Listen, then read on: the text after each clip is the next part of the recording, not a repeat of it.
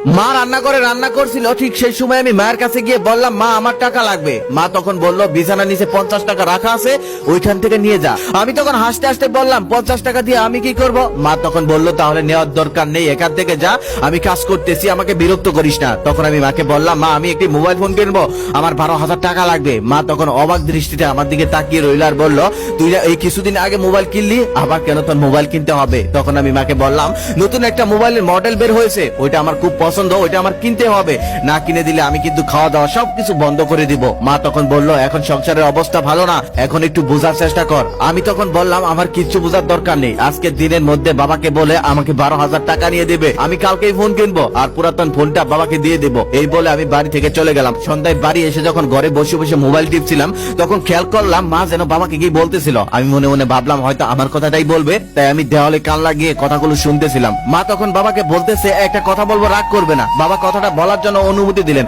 মা তখন বলতেছে, শুনেছো, তোমার ছেলে 7,000 টাকা জমিয়েছে শখের মোবাইল কেনার জন্য। বাবা তখন বলল, কিভাবে টাকা জমালো, ও টাকা পেলো কই? তখন মা বলতেছে, ওই যে আমরা দেই না হাত খরচের জন্য কিছু কিছু টাকা, সেটাই জমিয়েছে শখের মোবাইলটা কেনার জন্য। তবে মোবাইলটার দাম 12,000 টাকা, আর 5,000 টাকা তোমাকেই দিতে হবে।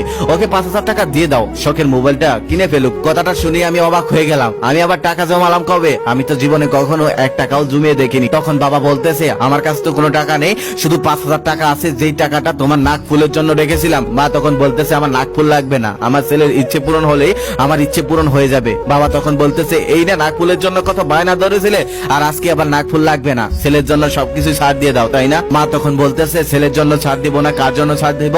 আমাদের ছেলে ছাড়া আর আছে কি? ছেলেই তো আমাদের সবকিছু। পরদিন সকালে বাবা আমার মাথায় হাত রেখে বলতেছে, আমার বাবা তো অনেক বড় হয়ে গেছে, টাকা জমাতে শিখে গেছে। এই বলে সে আমাকে 5,000 টাকা দিল। আমি তখন কিছুই বলতে পারলাম না। সেখান থেকে মাথা নিচু করে মায়ের কাছে চলে এলাম আর মাকে বলতেছি, মা এত বড় মিথ্যা কথাটা তুমি কিভাবে বললে? আমি কবে টাকা জমিয়েছি? আমি তো জীবনে কখনো 1 টাকাও জমাইনি। এখন আমি আমার শখের মোবাইল কিনবো কি করে? মা তখন বলতেছে, তোর 7,000 টাকা আমি দেবো, আমি জমিয়েছি 7,000 টাকা তোর বাবা সাইকেল কেনার জন্য। আগেই বলে নেই, আমার বাবা একটা প্রাইমারি স্কুলে চাকরি করে, বাড়ি থেকে স্কুলের দূরত্ব অনেক, প্রতিদিন হেঁটে যেতে হয়, তাই মা চিন্তা করেছিল বাবাকে একটা সাইকেল কিনে দিবে, তাই টাকা জমিয়েছিল। আর সেই টাকা আমার হাতে তুলে দিল আমার মোবাইল ফোন কেনার জন্য। তখন আমার চোখে জল এসে গেল। আমি মাকে বললাম, মা বাবা যে টাকাটা দিয়েছে, এই টাকাটা কিসের? তখন মা বলতেছে, তোর বাবার কাছেই ছিল। তখন আমি বললাম, আমি